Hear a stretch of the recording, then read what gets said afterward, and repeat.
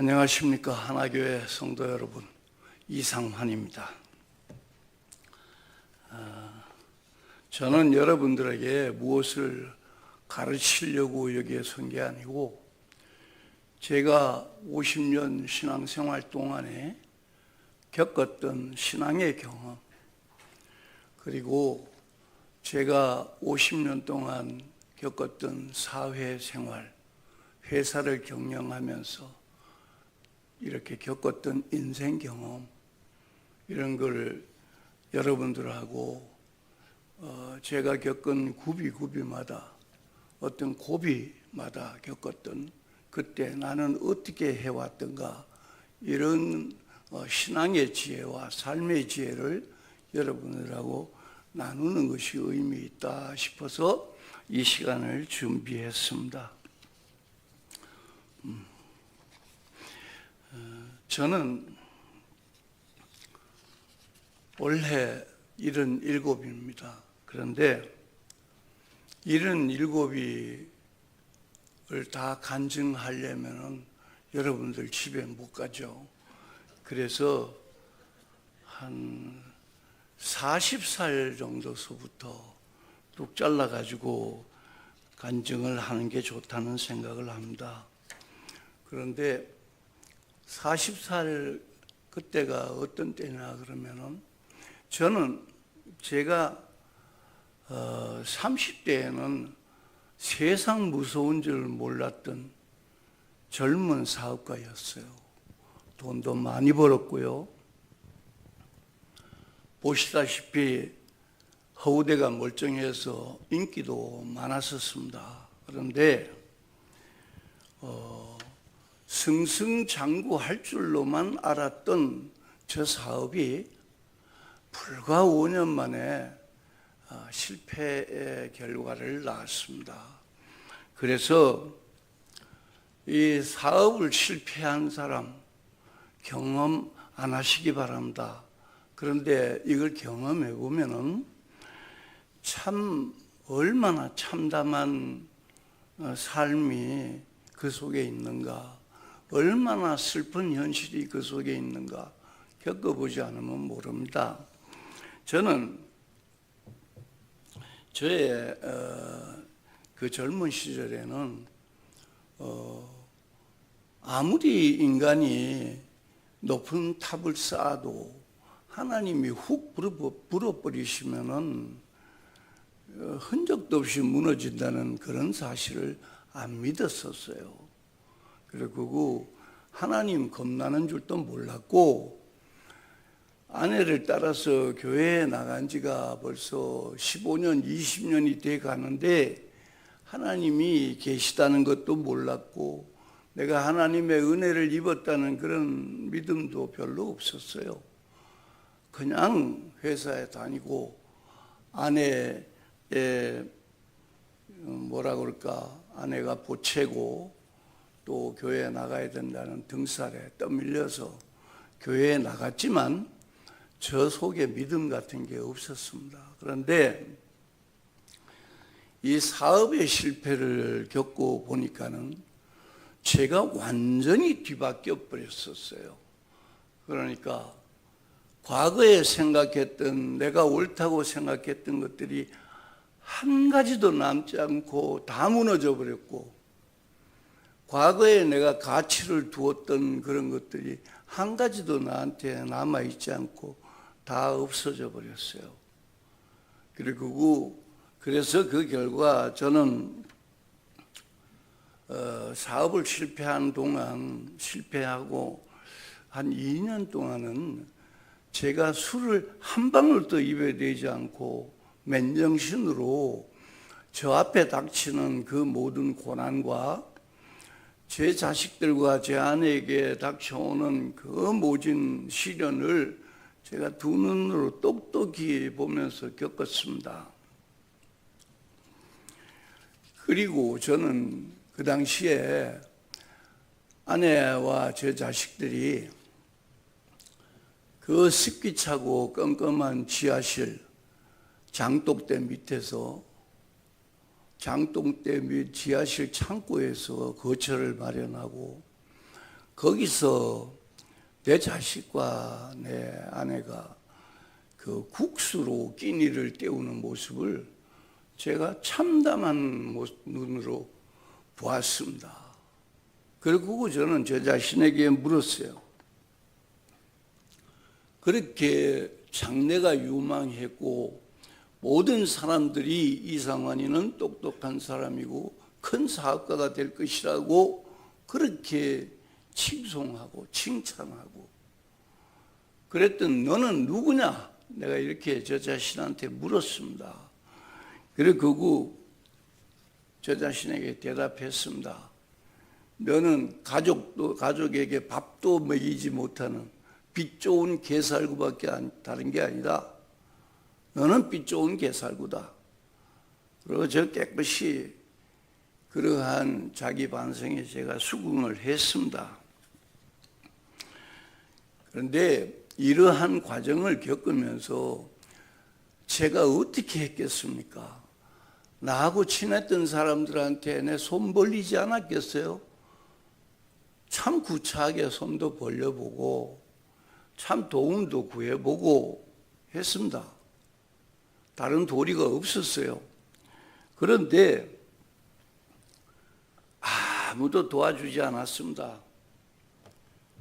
심지어 부모 형제까지도 도와주지 않았고 과거에 저와 친하게 지냈던 친구라고 생각했던 그 사람들도 저를 도와주지 않았어요. 그러니까 과거에 내가 중요하게 생각했던 모든 것이 헛것이었어요. 그걸 깨닫는데 그전에는 그걸 깨달을 수 없지만 사업이 망하고 난 다음에 그걸 깨닫게 되더라고요. 그래서 저는 어떻게 사람이 변해버렸느냐? 저는 사람을 믿지 못하는 사람이 되어버렸어요. 제가 친하다고 생각했던 여러 사람들이 다 그게 가면이었다. 나를 우롱한 가면이었다. 그렇게 생각하면서 사람의 말을 믿지 않게 되었습니다. 그리고 난 다음에 저는 저 자신을 믿지 못하는 사람이 되어버렸어요. 왜 그랬냐? 만약에 제가 그동안에 그렇게 머리 싸매고 노력하고 궁리하고 그렇게 하면서 세계를 누비면서 장사를 하고 참 사업을 공장을 18개나 운영하면서 그렇게 머리 굴려가면서 사업하고 해봤지만 그게 결국은 망했지 않습니까? 그렇다면은 내가 그동안에 했던 일이 모두 잘못 생각했다는 증거 아니겠습니까? 그래서 저는 저 자신을 믿지 못하는 사람으로 변해버렸어요. 그래서 저는 그때까지만 해도 내가 꼭 사업가로 재기를 해서 내가 다시 사업가로 재기를 하겠다는 욕망을 속에 감추고 있었는데 이 대목에 와서 저는 저를 못 믿는 사람이 되어버리고 내 주변에 있는 모든 사람들을 못 믿는 사람이 되어버리고 그렇게 되다 보니까 저는 이제 사업을 하겠다는 욕망마저도 그거는 헛것이다. 저는 저를 못 믿는다. 그래서 그 욕망마저도 접어버리게 되더라고요. 그래서 인간에 대한 집착, 사업에 대한 욕망 모든 것을 버려버리고 나니까 저 자신을 들여다보는데 아무것도 남아있는 게 없어요. 친구도 없고 아무것도 저한테 남아있는 게 없었어요. 그래서 그동안에는 제가 믿지 않았고 인정하지 않았던 하나님이 자꾸 생각이 나는 거예요. 그래서 그 당시에 저는 이제 뭐 무늬만 그리스도인이었고, 그런데 주변에 있는 신실한 기독교인들은 그 당시에 나는 기도를 해서 응답을 받았다는 말도 자주 하고, 또 나는 하나님을 만났다는 얘기도 자주 하고. 그런데 나는 그때까지만 해도 그런 말들을 비웃었습니다. 그런데 제가 그런 상황에 빠지게 되니까 그런 말들이 내가 무시할 말은 아니라는 생각이 자꾸 들어서, 정말 하나님이 계셔서 나를 좀 도와주시면 오죽 좋을까, 그런 생각까지 하게 되더라고요. 더 이상 갈 데도 없고 인간 사회에서 내가 도움을 기다릴 때도 없고, 그러다 보니까는 결국은 하나님을 찾게 되더라고요. 그래서 어느 날 제가 그랬습니다. 아내한테, 여보, 나도 금식 기도원을 한번 가봐야 되겠다. 거기 가서 기도를 하면은 거기서는 하나님도 만나고 기도의 응답도 돼준다고 그러는데, 내가 가서 기도를 좀 해야 되겠다. 그리고 하나님을 꼭 만나고 와야 되겠다. 언제가 될지 모르니까 그렇게 매일 기다리지 마라. 내가 일단 가서 하나님을 꼭 만나고 내가 내려오마. 그리고 그분은 갔어요. 그런데요, 불과 3일 만에 9끼만 굶고 바로 돌아왔습니다. 그 돌아온 이유가 왜 돌아왔느냐면은, 그 젊은 목사님 한 분이 설교를 하시는데, 그 요지가, 그 젊은 목사님의 설교 요지가 뭐였었냐면은, 저 3층 위에는 병원을 돌아다니다가 병을 고치지 못한, 이제 소망을 버리고 이제 하나님의 도움만 바라자, 이런 마음을 가진 병자들이 저 3층 위에는 들어놓여 있고, 이 아래에는 부도를 내고 여기 숨어든 사업가도 있고, 또 남편의 바람길을 좀 채워달라고 여기 와서 하나님한테 엎드려 있는 부인네도 있고, 그런가 하면은 성도들의 핸드백을 노리고 소지품을 노리는 도둑놈들도 여기 있다. 그런데 중요한 거는, 여기에서 밥을 굶고 주여 주여 부르는 사람들은 최소한 하나님이 계시다는 걸 믿고 있지 않냐. 그렇다면은 여러분들이 하는 기도도 하나님이 들어주신다고 그렇게 믿어야 될 거 아니냐. 하나님은 여러분들이 여기서 굶고 주여 주여 하면서 쫄쫄 굶으면서 그렇게 엎드려 있는 걸 하나님은 원치 않으시고, 하나님이 원하시는 바는 세상에 내려가서 나보다 약한 사람 도우면서, 나보다 어려운 사람들 도와주면서 살라. 그것이 하나님의 뜻입니다. 이렇게 설교를 하시더라고요. 근데 저는 그 순간에요, 머리를 한 대 콱 맞은 것 같았어요. 그러면 저는 약한 사람, 이웃 사람을 저는 멀리서 찾지 않았습니다. 바로 내 아내와 내 자식들이 약하고 불쌍한 이웃이었어요.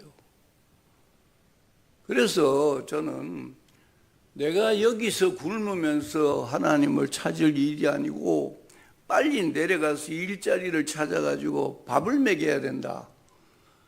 그 생각이 드는 순간에 저는 기도원에서 그냥 내려왔습니다. 그랬는데 지금도 그 설교가 저 마음속에는 살아있어요. 너보다 약하고 어려운 사람들을 도우면서 힘이 닿는 데까지 도우면서 살아라. 그것이 하나님이 당신에 대한 뜻이다. 그 젊은 목사님의 설교가 지금도 저 마음속에는 살아있습니다. 그래서 저는 내려와가지고 내려오면서 버스 안에서 내가 아무리 과거에는 참 잘 나가던 사업가였지만 이제 내 자신을 완전히 인정하고 내가 내려가서 오뎅 장사를 하든 조그만 봉제 공장을 미싱을 한 2대 사갖고 봉제 공장을 하든 내 자식과 아내는 굶기지 않겠다 그랬는데요. 그 내려와서 아무한테도 미천 200~300만 원 빌릴 데가 없었어요. 그래서 제가 과거에 거래하던 은행을 찾아갔습니다.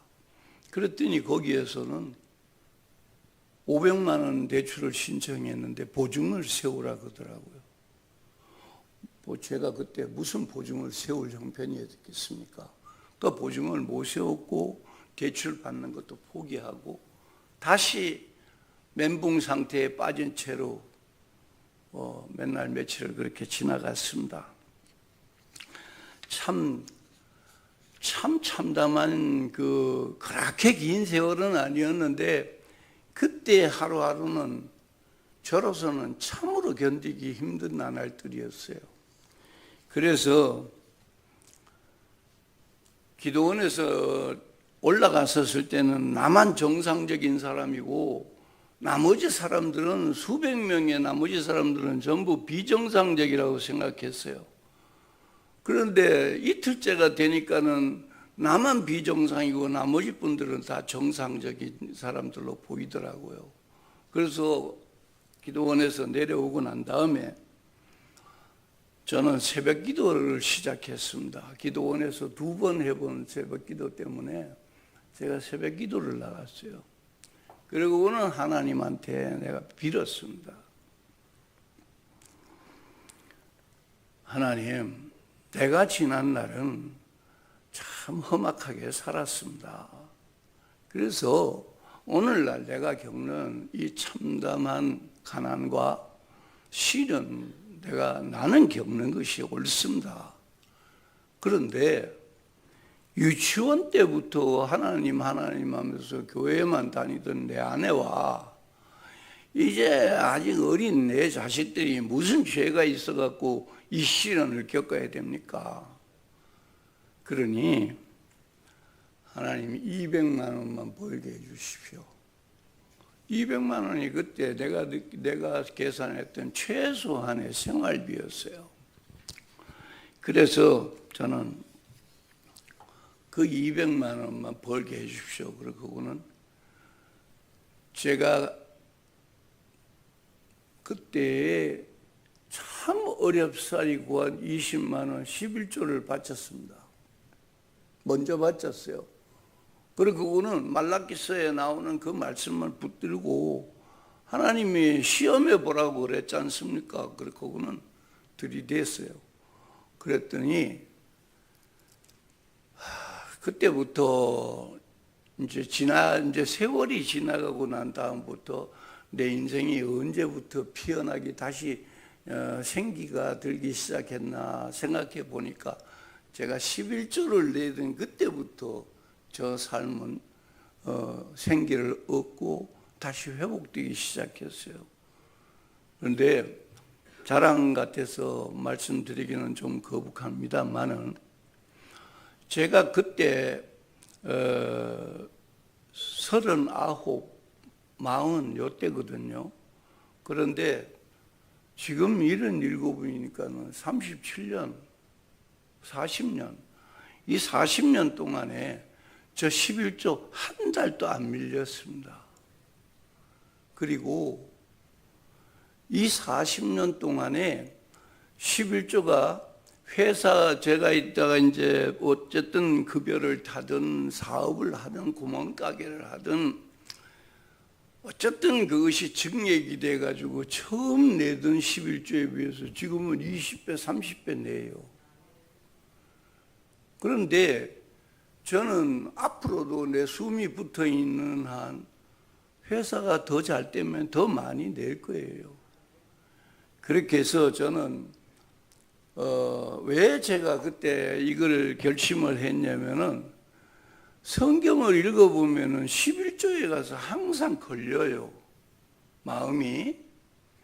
그랬는데 제가 11조 헌금과 관련된 하나님의 이 약속의 말씀을 믿지 못한다면은 나머지 성경 말씀 읽으면 무슨 소용이 있냐 싶었어요. 그래서 저는 내가 하나님을 믿는다 하면은 난 11조 해야 된다. 내가 그렇게 생각하고 했는데 한 달도 안 밀리고 지금까지 계속 해주시니까 이게 무슨 징조입니까? 저는 과거에 11조를 내기 전에 수십억 재산을 모아가지고 그 당시에 수십억이면 지금 수백억이에요. 그런데 모아가지고 잘 했습니다. 근데 망했지 않습니까? 그런데 그 후로 이 11조를 내기 시작하면서 하나님한테 기도하기를 이렇게 했습니다. 하나님, 내가 생각해보니 과거에 내가 생각했던 거는 하나도 잘 옳게 생각한 게 없는 것 같습니다. 이제는 저 자신도 못 믿겠고 사람들의 말도 못 믿겠고, 그리고 이제는 옛날에는 어디 가면 물건을 팔 수 있다는 그 생각이 아주 그냥 명료하게 들었는데 지금은 어디 가서 물건을 팔아야 될지 아무것도 모르겠습니다. 그래서 저는 물건 팔러 안 다닐 겁니다. 그리고 저는 돈이 없으면 굶을 것이고 돈이 없으면 버스 타지 않고 걸어 다닐 것이고 그럴 거면서 하여튼 버텼어요.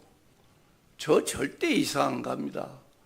하나님이 날 등 떠밀고 가라 그러셔도 갈까 말까요. 나는 안 움직입니다. 물건 팔러 안 갑니다.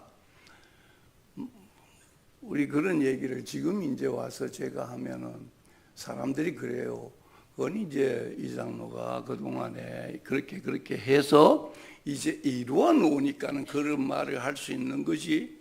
그때 당시에 그렇게 할 수 있는 사람이 누가 있겠는가? 그래서 옳습니다. 미치지 않으면 그 짓 못해요.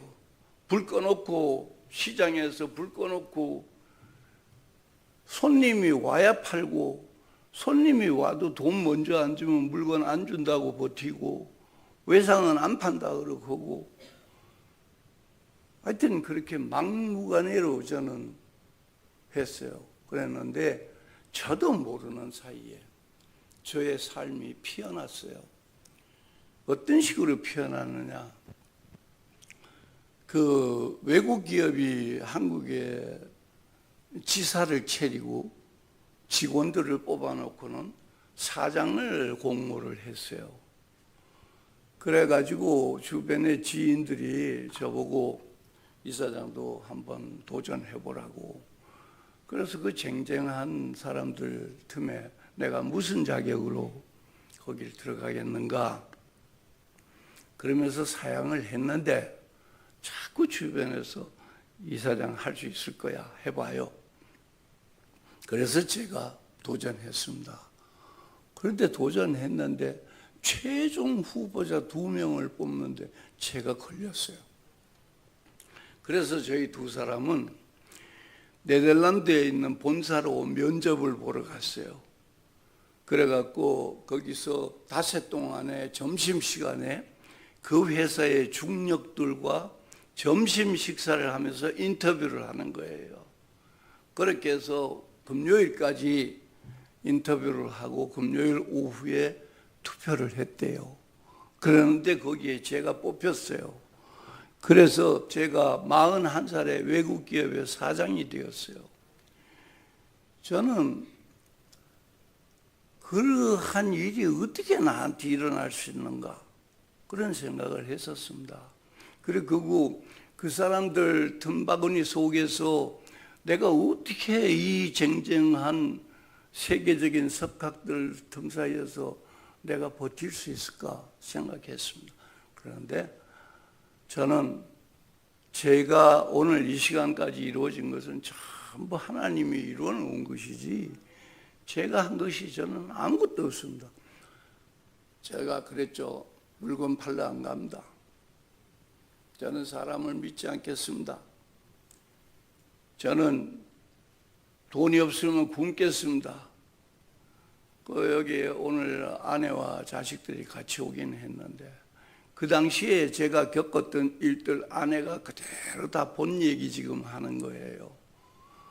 그렇게 하면서 저는 세상에 담그고 있던 발을 교회 안으로 다 들여놓기 위해서 제가 했던 일이 주일학교 교사를 했어요. 지원했어요.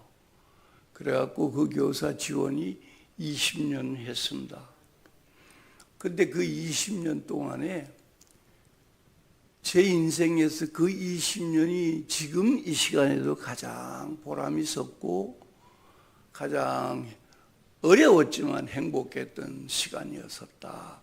그렇게 생각하면서 그때 생각하는 걸 즐거워합니다. 근데 그 20년의 세월이 말입니다.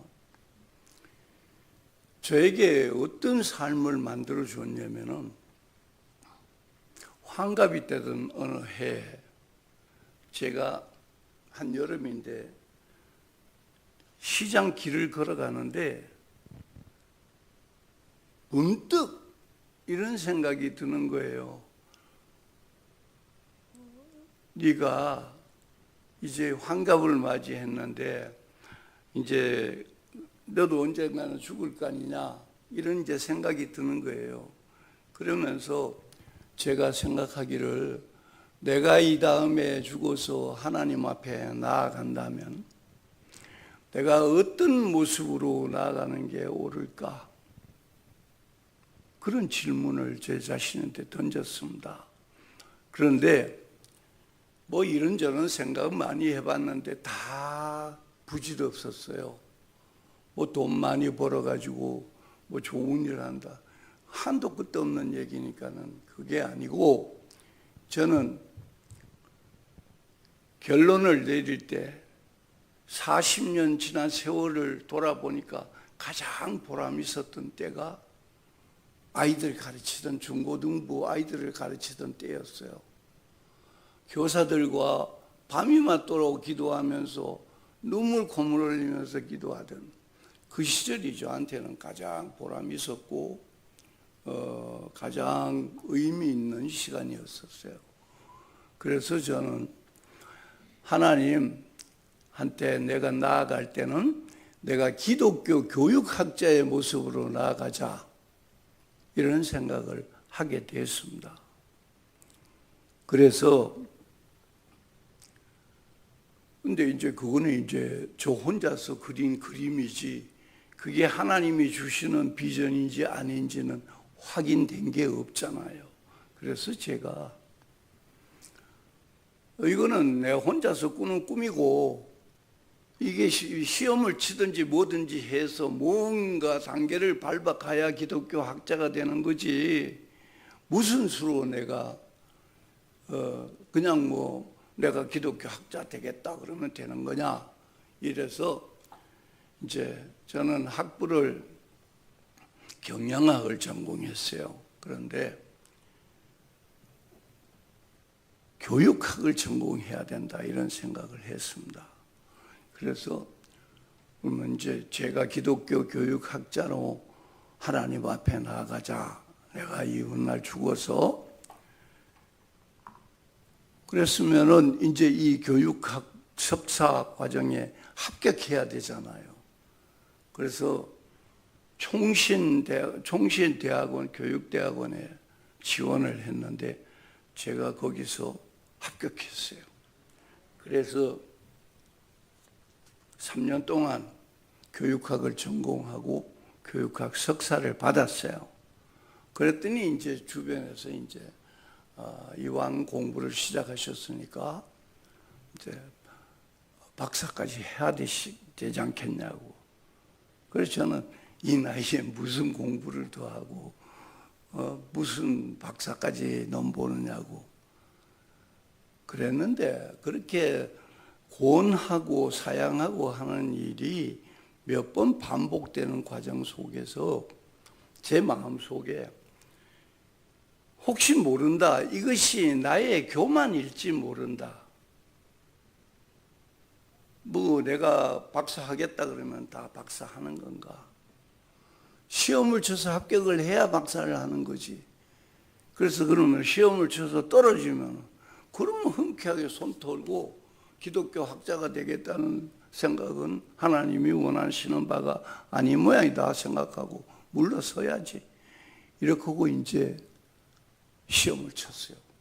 근데 3사람 뽑는데 덜컥 합격이 됐어요. 그래서 이제 3년 동안 박사 공부 마치고 4년 동안 논문을 써가지고 기독교학 박사를 71살에 땄어요. 그래가지고 이제 71살에 따고 난 다음에 이제 곧 코로나가 시작되는 바람에 3년 동안 저는 책을 썼습니다. 부모가 가르치는 자녀들의 행복한 삶을 위하여 부모가 가르치는 10가지 지혜, 이런 책을 썼습니다. 그 책의 목적은 뭐였냐면은 우리 교회에서 수십 년간을 내가 가르쳐 봤지만 아이들이 안 변해요. 그리고 대학교를 가는 애들과 가지 않는 애들이 고등학교를 졸업하면 다 나눠져 버리고 교회를 떠나요. 그런 모습을 보면서 저는 이게 원인이 무엇인가 고민하다가 그 원인이 세계관 문제다 이렇게 생각했어요. 세계관이 뚜렷하지 않으니까 가치관이 설 자리가 없고, 가치관이 뚜렷하지 않으니까 인생관이 설 자리가 없다, 이런 생각을 했습니다. 그래서 제가 이제 세계관을 이제 파고들기 시작했죠. 그렇게 해서 세계관으로 논문을 쓰고 그렇게 해서 했는데, 이제 돌아보면 성도 여러분의 가정에서도 이제 입시생들이 있고 또 수많은 학생들이 입시를 치르잖아요. 그러면은 대학 가는 아이와 안 가는 아이들이 나누어지는데 절반 정도는 대학 간다고 보고 절반 정도는 안 간다고 봐야 돼요. 그런데 우리가 가진 문제는 대학을 가는 아이들은 왜 대학을 가는지 모르고 간다는 사실이고, 대학을 못 가고 직장으로 사회로 진출하는 지가 어디로 가는지도 모르고 나간다는 사실입니다.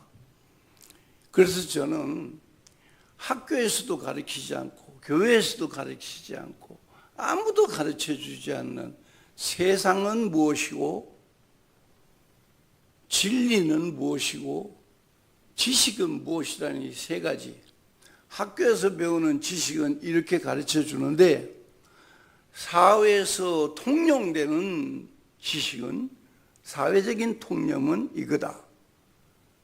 그리고 성경은 이렇게 살아야 된다고 가르친다. 그래서 이제 3가지, 그거를 이제 10가지 학문을 바탕으로, 그러니까는 신학, 철학, 생물학, 법학, 경제학 이렇게 해서 10가지 학문을 바탕으로 이 세계관을 저는 구성했어요. 그렇게 해서 이 책을 읽으면은 우리 청소년들이 최소한도 세상이 뭐라는 걸 알게 된다. 이 책이 아무리 좋은 책이라도 읽는 거는 몇 사람 안 될 거다. 그렇지만 읽으면은 이 책을 읽으면은 세상이 뭐라는 걸 알게 된다. 내가 왜 대학 가는지 알게 된다. 그리고 부모님들이 아무리 자식을 가르치려도 지금 잔소리 안 듣잖아요. 아무리 진실된 마음으로 가르쳐도 1, 2분 지나면 벌써 안 되지 않습니까? 그래서 저는 이 책을 그네들 책상 위에 올려두고 심심하거든 읽어보라, 그런 정도로만 해도 도움이 된다 생각하고 그런 책을 썼는데, 1000권을 찍었는데 서점에서 교보에서 팔린 거는 300권도 안 돼요. 그 나머지 700권을 어떻게 했느냐, 전부 나눠줬습니다. 제가 다니는 단골 식당에다가 캐시어에다가 놔두고 원하는 사람 갖고 가라 그러고, 저쪽에 어디 다른 교회에 청년부 교육한 데 있으면 거기 갖다 쓰라 그러고 다 나눠줬어요. 그리고 이제 70권 정도가 남아 있는데, 그거는 이제 다음 주에 제가 청주교도소로 가기로 돼 있어요. 거기에 이제 갖다 주려고 생각하고 있어요. 이게 이제 제가 있다가 이제까지 이제 살아온 그러한 팩트인데, 제가 그러면은 요즘 와서는 사람이 어떻게 변했느냐, 이제 하나님을 사랑하는 사람, 그게 제일 주일 성수를 난 제일로 쳤습니다. 예배를 제대로 드리지 않으면 나는 거룩해질 수 없다 생각했어요. 그리고 인간의 노력으로는 아무리 거룩해지려도 질 수가 없는데, 하나님이 임재하시는 교회에서 드리는 예배 시간에 내가 참여하면 하나님의 거룩하심에 내가 동참한다. 그러면 내가 거룩해진다. 그렇게 생각했습니다. 그래서 저는 지난 한 30여 년 동안 예배를 쉰 적은 없었어요. 그리고 두 번째, 이웃사랑을 우리가 본문에서 아까 읽었잖아요. 이웃사랑 실천하자. 저는 코로나가 심했을 때 저는 이런 걸 했어요. 미자립 교회들이 많지 않습니까? 미자립 교회들, 작은 교회들. 거기에 목사님보다 저는 사모님들이 너무 안타까웠어요. 목사님은 당신 신념이 있으니까 엎드려서 기도하고 그러면서 버텨나갈 수 있지만, 사모님들은 어떻게 버팁니까? 자식들이 어린데. 그래서 저는 그 사모님들을 생각하면서 미자립 교회를 위해서 그걸 이제 헌금으로 보내면은 공금이 돼가지고 사모님이 그 돈 만지지도 못해요. 그래서 저는 우리 교회 담임 목사님한테 부탁을 해서 그러한 교회를 물색해서 그러한 사모님들의 구좌를 알아서 거기다가 이 돈을 좀 보내주십시오 하면서, 내가 이따가 이제 그 당시에 아내와 합의했던 그런 금액을 목사님을 드리고 도와주십사 했고, 두 번째 제가 이웃사랑에 실천했던 일은, 우리 성경에는 보증서 주지 말라고 그러잖아요. 그건 잠언에 나오는 말씀입니다. 보증서 주지 말라. 그런데요, 성경에는 그보다 더 중요한 말씀들이 있습니다. 네가 물질을 가지고 네 형제들을 돕지 않는다면 네가 하나님을 사랑한다고 말할 수 없지 않느냐. 형제의 궁핍함을 보고 네가 돕지 않는다면 네 속에 사랑이 있다고 말할 수 없지 않느냐. 그래서 저는 그런 말씀을 더 소중하게 생각했습니다. 그런데 저는 그 부분에 있어서는 여러분한테 이런 말씀을 드리고 싶어요. 제가 아까 기도원에서 내려와서 그 포장마차 하겠다고 은행에 가서 돈 빌리러 갔었을 때 500만 원 빌리려고 그러니까 보증서라고 그래서 제가 포기한 적이 있다 그랬잖아요. 그게 얼마나 쓰라린 기억으로 남아있는지 저는 결심을 했어요. 우리 교우들 중에서 누가 나한테 보증서 달라 그러면은 난 서주리라 그랬어요.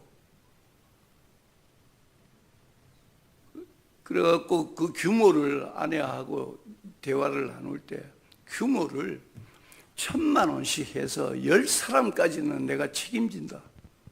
못 갚으면 내가 갚아준다. 그런 결심을 하고 이제 그렇게 살아왔어요. 그런데 실제로 보면은 나한테 보증 서달라는 사람도 별로 없었어요. 또 보증 서달라고 그런 사람이 있다 하더라도 그 사람으로 인해서 내가 손해본 거 없어요. 좀 기한이 늦어서 약속이 지켜지지 않아서 좀 걱정을 끼친 적은 있지만은 그 사람들로 인해서 내가 그렇게 속칭 말해서 피본 경우는 없어요. 그런데 여러분 이렇게 생각해 봅시다. 아니 보증을 서달라고 그러고 돈을 꿔야 되는데 친구한테 부탁 안 하면 누구한테 합니까? 이웃 사람한테 부탁하지 않으면 누구한테 가가지고 돈 꿔달라고 그래요? 부모 형제한테 안 찾아가면 누구한테 가서 돈 빌려달라고 보증 서달라고 그래요? 갈 데 없는 겁니다. 그래서 저는 그 옛날에 구약 성경 시절에 보증 선대는 것은 거의 목숨을 내놓고 더 드는 거랑 마찬가지라고 저는 배웠습니다. 그래서 그렇게 하면은 가족이 위험해져요. 그런데 현대는 제도적으로 딱 돼 있으니까 너무 적은 금액 가지고 그렇게 교우들끼리 그렇게 외면하고 그런 걸 난 그렇게는 못 살겠더라고요. 그래서 이건 저의 경험인데 저와 생각이 같을 수도 있고 다를 수도 있지만 저 경우에는 그랬습니다. 그래서 이제 이웃 사랑하는 그런 삶에 대해서 이제 다른 것도 많겠죠. 뭐 여러 가지 많이 하지 않습니까? 교회에서 이웃 사랑 행사로. 근데 저는 그 모든 그 외에 지금 말씀드린 두 가지 그게 저는 가슴에 항상 남아 있었어요. 그래서 이제 대충 정리를 하자면은 이제 제가 가장 가까운 이웃이 누구였느냐? 내 아내, 내 자식들이었어요. 그래서 제가 이따가 이제 아내를 보살피는 삶을 나이가 들어가니까 아내가 점점 애틋하게 보이고 그래서 제가 이따가 아내를 보살펴야 되겠다는 생각을 했습니다. 그래서 제가 아내를 배려했던 행위는 첫 번째는 쉼을 지려고 노력했습니다. 아내는 이제 큰딸, 아들, 막내딸, 근데 막내딸이 7년 터울이니까 이게 아주 그냥 20년 가까이를 그냥 맨날 도시락 사느라고 아침에 일찍이 잠을 못 자고 그랬어요. 그래서 저는 아내가 50이 될 때까지 새벽밥을 지었습니다. 그래서 저는 막내딸이 대학에 입학한 그날부터 내가 아침 식사를 안 하겠다 했어요, 아내한테. 그리고 저는 사과 하나를 들고 체육관에 나가고 그거 먹으면서 회사에 출근하고 아내한테 늦잠을 자라고 그랬어요. 그래서 이제 그게 이제 아내한테 이쁜 짓 하나 한 겁니다. 그리고 이제 두 번째는 어느 날 그거 보니까 아내가 혼자서 거실에 앉아서 TV를 보는데 왜 그 모습이 그렇게 짠하게 생각이 돼요? 혼자서 웃고 혼자서 울고 그러는 그 모습이 저에게는 좀 그렇게 일상적이지 않더라고요. 그래서 저는 이따 이제 내가 저녁만 먹으면 들어가서 책에 파묻히고 그랬는데 이제부터는 한 2시간 동안 저녁 시간은 아내하고 같이 텔레비전을 보는 시간으로 만들자. 그렇게 하면서 같이 텔레비전 보면서 웃기도 하고 울기도 하고 그러면서 이제 아내하고 좀 더 이해하고 친밀해지는 그런 이제 과정을 제가 했습니다. 그리고 이제 세 번째 제가 했던 일은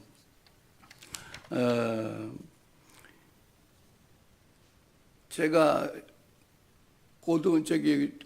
교사 생활을 끝내고 난 다음에 시작한 게 성가대를 했어요.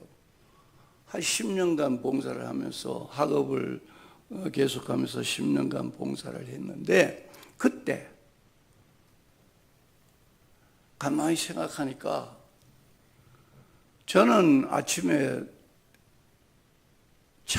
내 차를 타고 성가 연습 때문에 교회를 일찍 와버리면 아내는 혼자서 대중교통을 타고 교회를 왔는데 저는 겨울이 되니까 또 나이가 뭐 70에 가까워지는 나이가 되니까 그게 아내한테는 힘든 일이겠다는 생각이 들어서 제가 그 10년째 하던 성가대 테너직을 사임을 하고 아내를 모시고 교회를 와서 예배를 드리고 그렇게 했습니다. 그랬더니 이제 뭐 그 고마움을 알란가는 모르겠는데 이제 그 아내는 하여튼 그래서 같이 이렇게 예배를 드리고 그랬습니다. 네 번째 제가 했던 일은요, 아내 마음에 남아있을 돈에 대한 한을 풀어줘야 된다는 생각을 했습니다.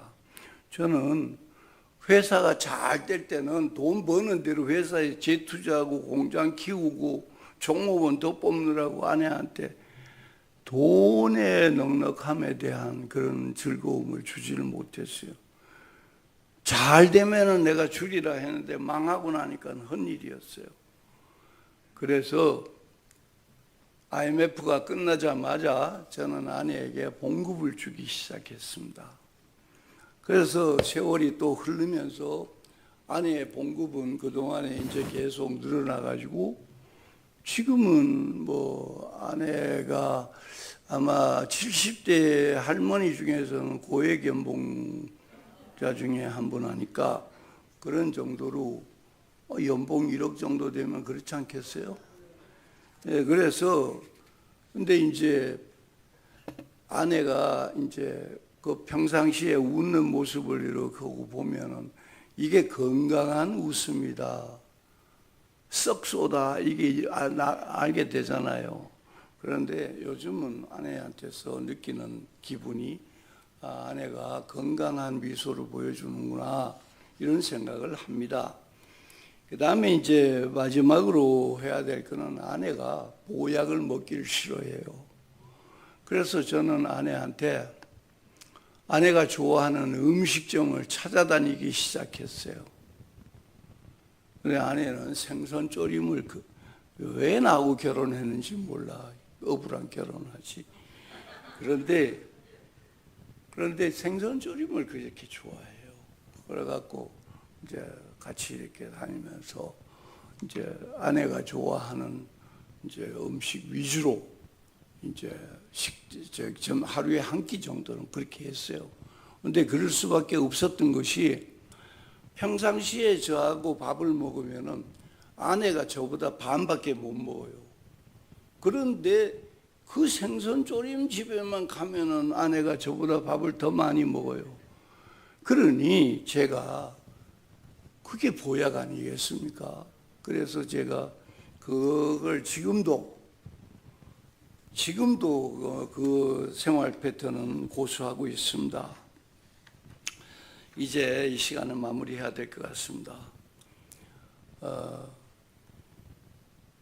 제가 하나님께 무엇보다도 감사하는 것은 사업에 실패한 저를 방황하지 않도록 저를 붙들어 주셨다는 점을 저는 마음속 깊이 감사하고 있습니다. 옆길로 빠져나갈 길이 얼마든지 있었어요. 또 내가 나를 질책하면서 술에 빠질 수 있는 기회도 얼마든지 있었어요. 그런데 그때마다 못 그러게 하나님이 나를 붙들고 이리 움직이고 저리 움직이시면서 나를 방탕한 길에 빠지지 않도록 했습니다.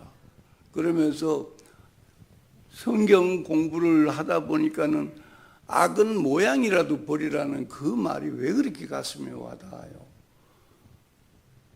그러니까 뭐 자질구레하게 십배명 어떠고 이런 것도 물론 중요한데 악은 모양이라도 버리라는 그 말씀이 저한테는 아주 그냥 어느 명언보다도 난 진리라고 생각했어요. 그래서 이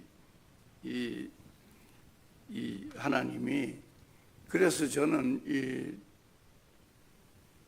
딱 결심을 할 때 내가 다시는 술집에서 술을 안 마시겠다 결심을 했어요. 내가 술집에 가서 술 마시는 일은 않겠다. 그것이 악의 소굴이라는 생각을 했습니다. 거기서부터 사나이고 부인내고 거기서부터 잘못된다고 생각을 했습니다. 그래서 그리고 이제 하나님은 저를 30년 동안 그 주일학교 20년 성가대원으로 10년, 이 30년 동안 저를 사회적으로나 이 마음적으로나 저의 심신을 모두 회복시켜 주셨어요. 사업 실패로 입었던 가난에 대한 타격, 그 다음에 내가 실패했다는 자괴감, 내가 명예를 잃었다는 창피함, 이런 것이 다 부질없다는 생각하고 내 마음속에서 전부 치유가 되었습니다. 그래서 저는 여기서 하나님이 저에게 해주신 일을 사진을 한 장 보여드리면서 얘기를 하려고 그럽니다. 이게요. 이게 썼던 때가 91년이니까 제가 41살 때입니다. 외국기업의 사장이 된 다음 해 제가 저걸 썼는데, 저 내용이 뭐냐면은 내 자식들 언제 대학 가고 언제 대학 가고 언제 결혼하고 언제 군대 가고 뭐 그런 내용이에요. 그리고 저기에 막 지워버린 거는 저에 대한 계획이었어요. 제가 언제 학사고시를 패스하고 언제 석사를 하고 언제 박사를 하겠다는 계획을 쭉 적었어요. 저게 91년도에 해놓고 그 성경책 안쪽에 딱 붙였어요. 그렇게 해놓고 이렇게 이제 살면서 기도를 해왔는데, 저 중에 어느 한 가지도 안 이루어진 게 없어요. 그래서 저는 뭐 오늘 이 간증을 통해서도 뭐 여러분 잘 아시겠지만 그리스도인의 능력은 기도에서 나온다고 저는 믿습니다. 네, 그래서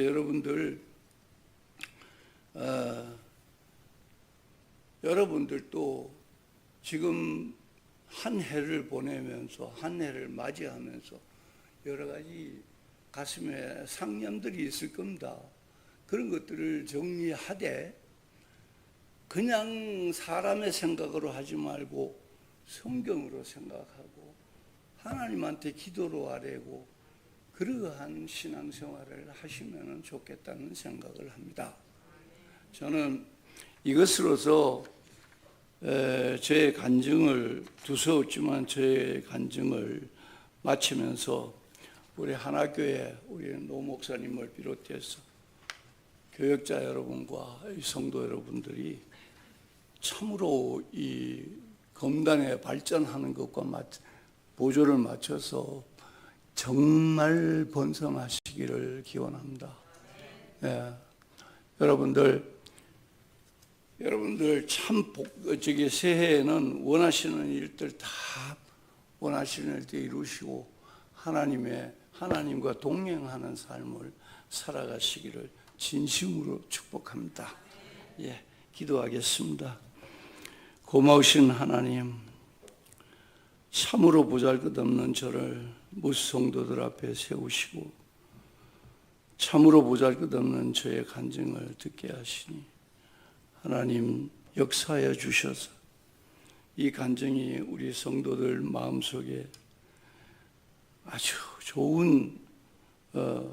좋은 약처럼 좋은 효과를 나타낼 수 있도록 하나님 도와주시옵소서.